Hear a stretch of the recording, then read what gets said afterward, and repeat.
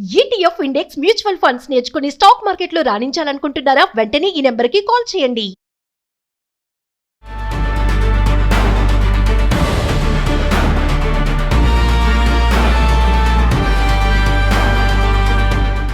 Suman TV ప్రేక్షకులకు నమస్కారం.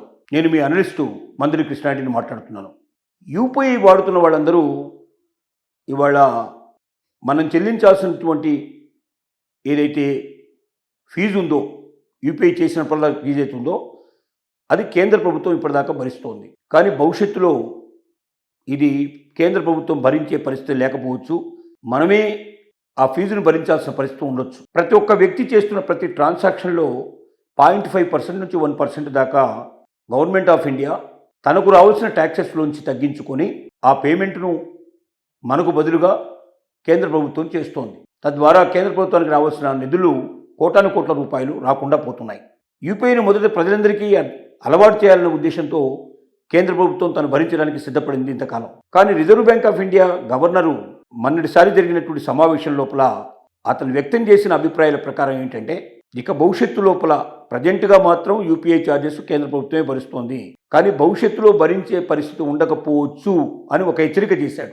అంటే ఫ్యూచర్లో యూపీఐ ఛార్జెస్ కేంద్ర ప్రభుత్వం భరించకుండా ఎవరైతే పర్సనల్గా యూపీఐ మనం చేస్తున్నామో, గూగుల్ పే కానీ లేకపోతే ఫోన్పే కానీ అనేక రకాల పద్ధతుల ద్వారా మనం మనీ ట్రాన్స్ఫర్ చేసుకుంటున్నాం. ఇతరులు మనకు పంపిస్తున్నారు, మనం ఇతరులకు పంపిస్తున్నాం. ఇలా పంపించే ప్రతి ట్రాన్సాక్షన్కి కొంత డబ్బు ఈ యూజర్ ఛార్జెస్ అంటారు. ఎవరైతే వీటిని జియో కానీ గూగుల్ కానీ మరొకరు కానీ ఎవరైతే చేస్తున్నారో ఈ సర్వీస్ చేసే వాళ్ళకి పే చేయాలి. మళ్ళీ వాళ్ళ ఖర్చులు వాళ్ళకు ఉంటాయి కాబట్టి ఆ ఖర్చులు మనం తీయడానికి మనం ప్రయత్నం చేయాలి. కాబట్టి ఇప్పటిదాకా చేస్తుందంటే కేంద్ర ప్రభుత్వం తను భరిస్తోంది. భరిస్తుందంటే డైరెక్ట్గా డబ్బులు కట్టడం లేదు వాళ్ళకి. వాళ్ళ దగ్గర నుంచి రావాల్సిన పన్నులు ఏవైతున్నాయో ఆ పన్నుల్లో ఈ అమౌంట్ని మైనస్ చేసి మిగతాది మాత్రమే తీసుకుంటుంది. కానీ భవిష్యత్తు లోపల ఇది సాధ్యం కాకపోవచ్చు. సాధ్యం కానప్పుడు ఏమవుతుందంటే, ప్రతి ట్రాన్సాక్షన్ మీద సపోజ్ 0.5% 1% తీసుకున్నాం. ఒక 1% మనం పెట్టుకుంటే 100 రూపాయలు మీరు ఛార్జ్ చేసినప్పుడు ₹1 లేదా 2% వరకు కూడా యూపీఐ ఛార్జెస్ ఉండే పాసిబిలిటీస్ ఉండొచ్చు. ఇది ఎంత అనేది ఇంకా పెరగడానికి కూడా పాసిబిలిటీ ఉండొచ్చు, తగ్గడానికి పాసిబిలిటీ మాత్రం మీద ఆ పర్సెంటేజ్ మొదలు పెడితే 2% 2.5% లోపల ఉండే పాసిబిలిటీస్ ఉన్నాయని చెప్తున్నారు. ఈ యావరేజ్గా 1% 2% పడితే ప్రతి 100 రూపాయలకి ₹1 నుంచి ₹2 4 మనం ఖచ్చితంగా గవర్నమెంట్కి మన యూజర్ వాళ్ళకు ఎవరైతే ఈ సర్వీస్ ఇస్తున్నారో వాళ్ళకి సర్వీస్ ఛార్జ్ కింద పే చేయాల్సిన పరిస్థితి ఏర్పడుతుంది. అలాంటప్పుడు ఆ అమౌంట్ చాలా ఎక్కువ అవకాశాలు ఉంటాయి.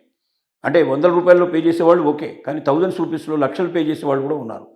ఈ ఎంత పెద్ద మొత్తంలో పే చేసుకుంటూ పోతే అంత అమౌంట్ వాళ్ళ మీద పడే అవకాశం ఉంటుంది. అది ఇప్పటిదాకా కేంద్ర ప్రభుత్వం భరించడం వల్ల మనకు అది డిఫరెన్స్ తెలియకుండా మనం వేల కొద్ది లక్షల కొద్ది డబ్బును యూపీఐ ద్వారా మనం పంపిస్తున్నాం. అంటే గూగుల్ పే కానీ ఫోన్పే ద్వారా కానీ మరొక రకంగానే మనం డబ్బులు పంపిస్తున్నాం. ఇక పైన సెంట్రల్ గవర్నమెంట్ ఒకవేళ నిర్ణయం తీసుకుంటే ఆ పన్నులు మేము పే చేయం, దానికి సంబంధించిన ఫీజు మేము పే చేయం, యూజర్ ఛార్జెస్ మీరు పే చేసుకోవాలని చెప్తే మనం ఆటోమేటిక్గా అవన్నీ ప్రతి ఒక్కరి అకౌంట్లోంచి పెద్ద మొత్తాల్లో డబ్బులు వెళ్ళిపోయే అవకాశాలు ఉంటాయి. అప్పుడు యూపీఐ నుంచి మరి ఎంతవరకు చేస్తారు, ట్రాన్సాక్షన్ ఎంత చేస్తారు అనేది కూడా ఆలోచించాల్సిన అవసరం ఉంది. ఏది ఏమైనప్పటికీ మనకు ఇవాళ ఆర్బీఐ గవర్నర్ చేసిన హెచ్చరిక కోట్లాది మందికి సంబంధించినటువంటిది. ఇవాళ ప్రపంచంలోనే నెంబర్ 1 ప్లేస్లో ఉంది యూపీఐ ద్వారా చెల్లింపులు చేస్తున్నటువంటి దేశం. అంటే ఆన్లైన్ ట్రాన్సాక్షన్ గూగుల్ పే కానీ ఫోన్పే కానీ ఇంకా అనేక రకాలైనటువంటి ఇలాంటి యూజర్ ఛార్జెస్ అంటే ఇట్లాగా మనకు సర్వీస్ ఇచ్చే సంస్థలు చాలా ఉన్నాయి. వీటి ద్వారా డబ్బుల్ని సులభంగా మనం ట్రాన్స్ఫర్ చేసుకునే పాసిబిలిటీ కల్పించింది. కానీ ఇలా జరుగుతున్న వాటికి యూజర్ ఛార్జెస్ అవుతుందో 0.5% నుంచి 2.5% దాకా కట్టే డబ్బులు ఏమవుతున్నాయో ఈ డబ్బుల్ని కేంద్ర ప్రభుత్వం ఇప్పటిదాకా భరిస్తోంది. కానీ ఇక భవిష్యత్తులో భరించకపోవచ్చు. ఎవరి ఛార్జెస్ వాళ్ళే కట్టుకోవాల్సిన పరిస్థితి ఏర్పడవచ్చు. అలా కట్టుకోవాల్సిన పరిస్థితి ఏర్పడినప్పుడు వేలల్లో లక్షల్లో ట్రాన్సాక్షన్ చేసే వాళ్ళకి చాలా పెద్ద మొత్తాల్లో డబ్బులు వాళ్ళు కోల్పోవాల్సిన పరిస్థితి ఏర్పడుతుంది. వాళ్ళ అకౌంట్లో వచ్చే డబ్బులు పోతాయి. యూజర్ ఛార్జెస్ కింద వీటికి పే చేయాల్సిన పరిస్థితి అయితే ఈ సర్వీసెస్ ఇచ్చేటువంటి సంస్థలకు వెళ్ళిపోతాయి. యూపీఐ భారం కావచ్చు అనే విషయాన్ని ఆయన అర్థమయ్యేటట్టుగా చెప్పే ప్రయత్నం చేశారు.